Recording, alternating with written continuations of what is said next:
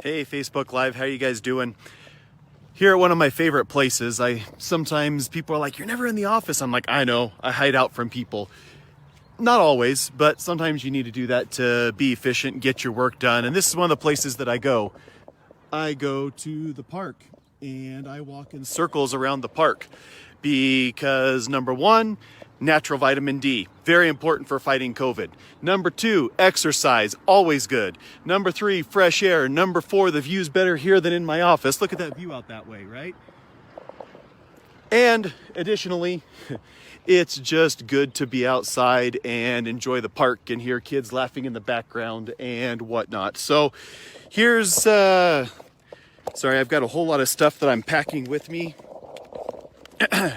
And so I'll try and keep the camera in front of me here as soon as I get it situated. Cool. So, question 11. If you noticed, I skipped question 9. I can count to 10, 11, 12, 9. I just, left out 9.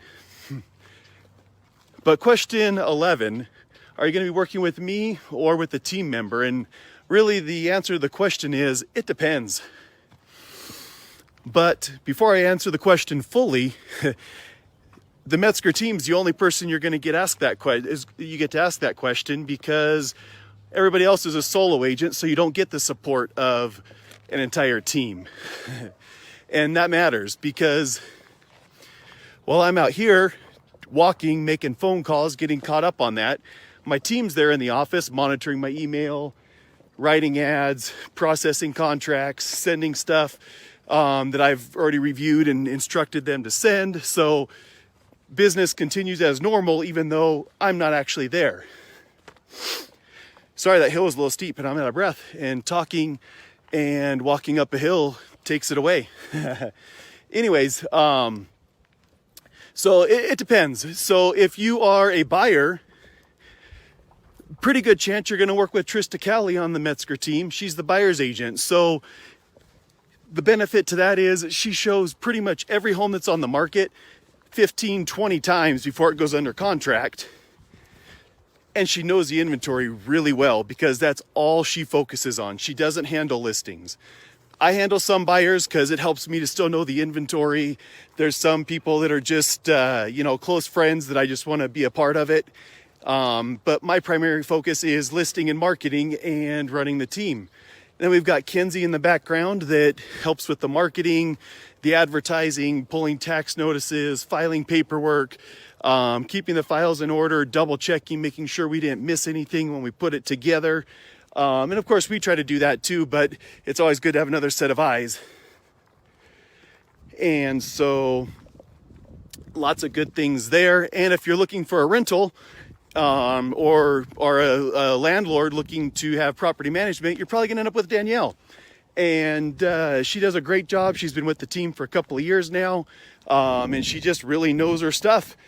So it's better to have someone that specializes, right? So, you go to your primary care physician and you've got to go get a referral to the specialist. Same thing with the Metzger team. We've got people that specialize in stuff. And do you want the person that might know a little bit or the person that knows a whole lot and focuses on just that?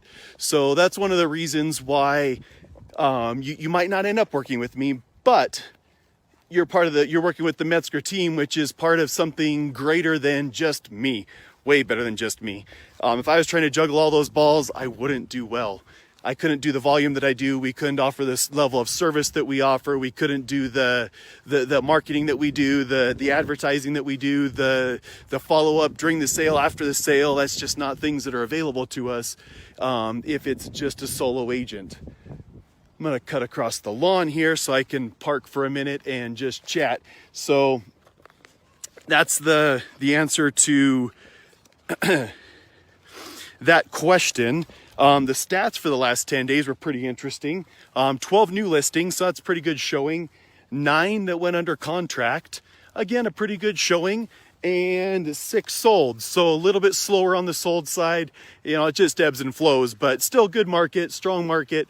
And we still have a little bit of a shortage of inventory, so not a big downfall there, so to speak, as far as a few more listings coming on the market than we sold. It's actually a good thing because we need some more inventory. And now for my rant. So I introduced this article I'd been reading, I think it was Friday, that talked about today's home buyers are twice as anxious as buyers from 5 years ago. Twice as anxious. I just want you to grasp that idea for just a second. Twice as anxious. That's incredible. Twice as anxious. And so I'm looking at these statistics, and they were fascinating. One of the more interesting articles that I've read lately. And so they've been asking these questions of buyers since 2015. So 15, 16, 17, 18, 19. And then they did it again in 20. They grouped the 15 through 19 responses, and then they showed the 2020 responses. And here's the question. How does homeownership make you feel? The first option was proud. Prior to the pandemic, 65% of people felt proud they owned a home. That's good. You want to feel proud that you owned a home. That's where you get the pride in ownership. That's where you sink your roots. That's where you bring stability to your family and to your loved ones, into a neighborhood, and vitalize a place, become part of a community larger than yourself, right? After the pandemic, 35%. Ouch. That's so low. That's almost half of people that don't feel proud to own a home anymore. That's sad. That makes me really sad. And another one, how does it make you feel? Comfortable. Good spot, good thought, right? Prior to the pandemic, 62% felt comfortable buying a home. Now, after the pandemic in 2020, 34%. So again, half of people feel as comfortable purchasing a home. That's crazy. Next option, happy. How does homeownership make you feel? The option was happy. Prior to the pandemic, so 2015 through 2019, the cumulative stats, 59%. After the pandemic, 38%. How does homeownership make you feel? Secure. Prior to the pandemic, 54%. Post-pandemic, 33%. Owning a home, how does it make you feel? Stressed. 20% felt stressed. That's normal. It's a stressful thing. I know that me and my wife, when we bought our first house, I fought back the tears, but she bawled at closing. She was stressed. Can we even afford this? This is the right thing. Should we be doing this? Oh my gosh. And it's normal to feel a bit of stress. Plus you got to move. You know that the trash can you had previously isn't going to fit in the space of the new one. So there's extra expenses, lots of things, you know? So prior to the pandemic, 20% of people felt stressed. Now, 33% feel stressed. So people are more stressed buying a home than before. That's interesting, isn't it? And then the last option was anxious.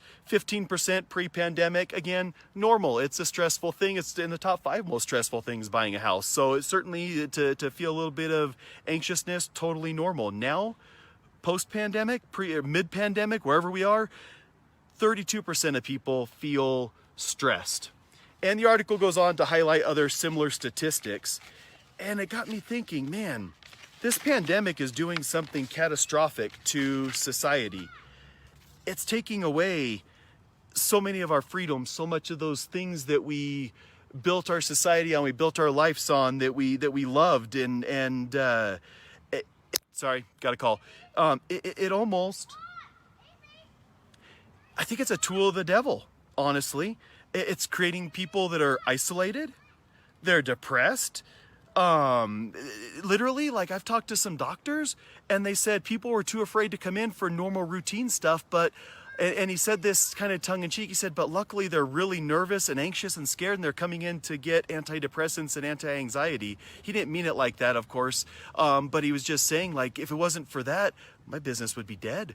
So it's creating depression, anxiety. It's creating divisiveness. Like, have you seen, like, if you go into the store without a mask, people are crazy. They eyeball you down, or if you go the wrong way up the one-way aisle, they're like, what is wrong with you? And you know, I've been going up the aisle however I wanted for 30 plus years, so it's just kind of odd. And it created loneliness and worry, as this is shown, and increased stress and anxiety, less pride, less comfort, less happiness, less secure. It's crazy. But what is interesting though is people are looking at homes differently. They're saying this is a place that we might spend a lot of time in. We better get one that we like. We better make sure that we get the right size home. We better make sure that we get into one sooner, because home sales have actually gone not up, but they've maintained stable when most people thought that they wouldn't, that they would just plummet through the floor. Hasn't happened. Hasn't happened nationally. Hasn't happened here locally. So anyways, and it kind of, what kind of a home do you want to be a caregiver in? Because that might be our reality at some point, being a caregiver for someone with COVID. Do you want to be in a cramped space, or do you want to have a little more space to spread out? We're seeing people looking at larger homes again, whereas the trend was leaning towards downsizing, minimizing, minimalist, and we're seeing bigger homes become a little more popular. So there's a little more space to spread out if you needed it. So lots of interesting stuff. I don't know if you guys nerded out as much with these stats as I did, but I certainly nerded out with these stats and found that article fascinating, that people were being more drawn to stress, twice as stressed, and I sure know that that is definitely going on. We feel it as agents, you feel it as consumers, and certainly I think that this pandemic has brought things to a boil that were simmering prior. And I don't think we've quite yet seen the end of it.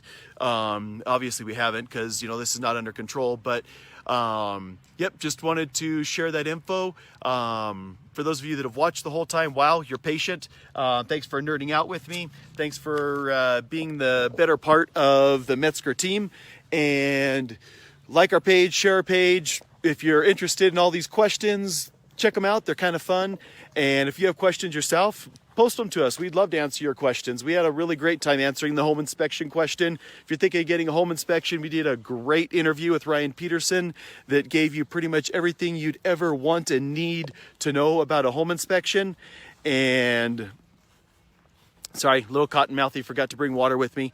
And anyways, yeah, the market's still going strong mid-pandemic, and no reason to let those things, if stress levels are double, the Metzger team can help minimize that with some of the systems we have in place to make a transaction easier. So thanks again for watching the video, and have a great day. Stay safe out there. Mask up if that fits within your comfort level, and certainly yeah, do your best. Stay safe out there, people. Hey Don, thanks for watching. Hey, congratulations on the job, buddy. Just wrapping up the video, but thanks for watching.